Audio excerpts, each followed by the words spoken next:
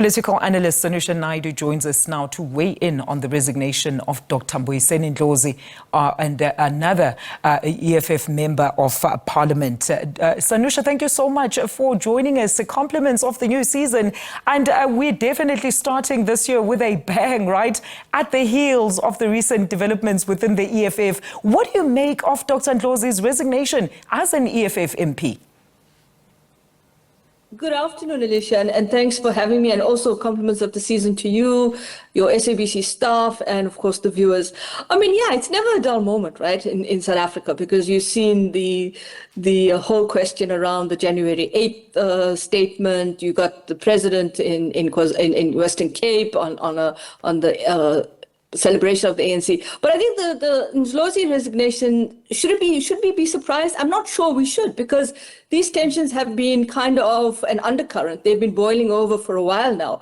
There's been, especially I think if you follow what had happened last year after the elections, where you kind of got the sense that everything wasn't right in the EFF camp. There were questions around the relationship between the top executives. There were questions around the leader of the party and his relationship with his deputy. And we saw how that played out with Floyd Shivambu moving to the MK party. And you see now Ndlozi being very muted at the EFF's national conference last year, at the end of the year. So obviously this is now not a complete resignation of the party, but rather it's his role in Parliament seems to be muted, and of course that is a resignation. The question is what happens now in going forward. And that's exactly what I would like to know or speculate with you, Sanusha, because, of course, one wonders what the strategy could also be behind Ndlozi's calculated move of basically keeping very mum on all the controversy around him since, of course, the plenary. So let's speculate on the possible scenarios, Sanusha. Could there be any chance that the aim is to actually pull a major upset and go directly for the post of the CIC through branches and those who might be disgruntled with the way that things are currently going and are being handled, especially at leadership level within the EFF?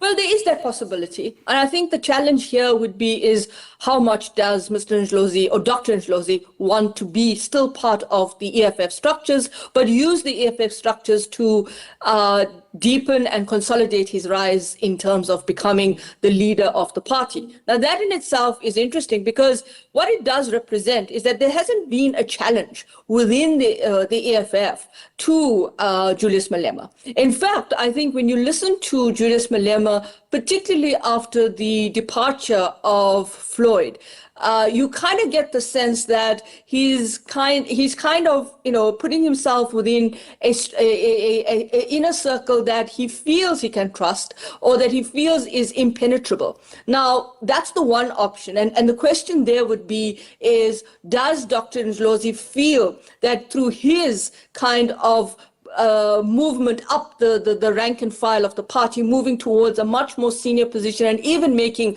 a strategic play for the leadership position of the party, would actually reconfigure the party and actually deal with those political fragmentations and those disgruntled levels in the party as well.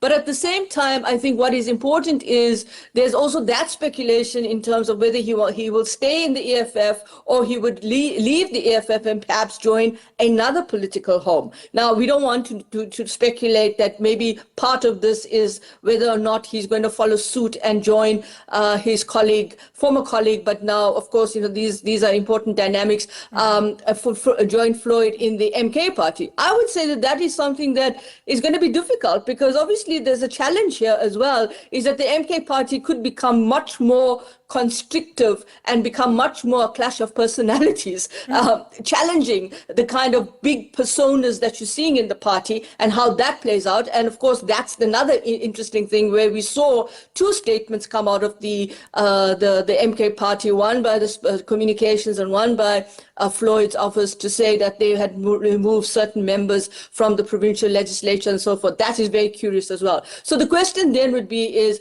or does Dr. Ndlozi feel that he can garner enough support on his own to kind of define a political trajectory for himself outside of these two spaces? Very interesting views indeed, Sanusha, and you went straight to that one about whether or not he might cross the floor to the expected MK. But okay, let's say he remains an ordinary member of the EFF and does not go against his peers. What would this then mean for his personal political career? I mean, he was once touted as being a single principled and cultured leader to ever emerge out of the EFF leadership structures.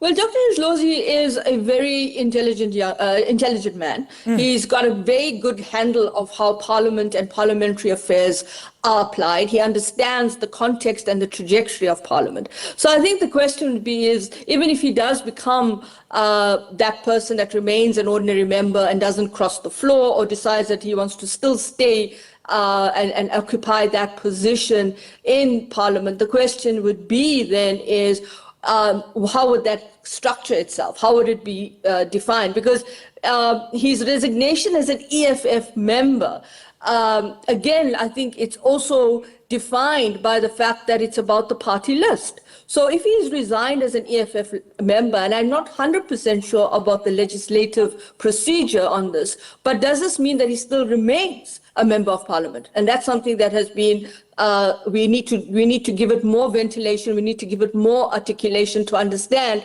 the implications of this in terms of his position in parliament. Does he still retain that seat, or is it now that he has to vacate that seat? Because he came in as the EFF on the party list, and depending whether it was the national or the provincial to national. So those are the dynamics there. So that is something I think we'll have to understand before we can even take the next steps in this conversation. Very interesting indeed, Sanusha, because then one has to wonder what's going to happen to the EFF.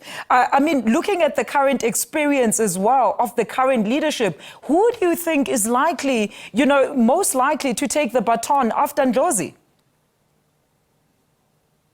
But I think you got a kind of a front row seat to the executive of the party. I think depending how the party list is structured, they will have to then inform the Secretary of Parliament, inform the relevant structures in Parliament about who's going to be that person that's going to go up the list in terms of the occupation of that seat. So it's kind of like, when one person has resigned from being a member of a political party and an MP in Parliament, then you kind of get bumped up. The question is, when you ask who's going to be, I'm not sure if you're asking that question in terms of how vocal that person is going to be and will they be able to fit the shoes of Dr. Ndlozi in terms of how he raised points of order, clarification, the ordinance, the rules, the rule books, etc. That's going to be interesting to see. Very interesting indeed, Sanusha. Thank you so much for your input this afternoon. That is Sanusha Naidu, who's a political analyst there on the resignation of Dr. Ndlozi as an EFF member of parliament.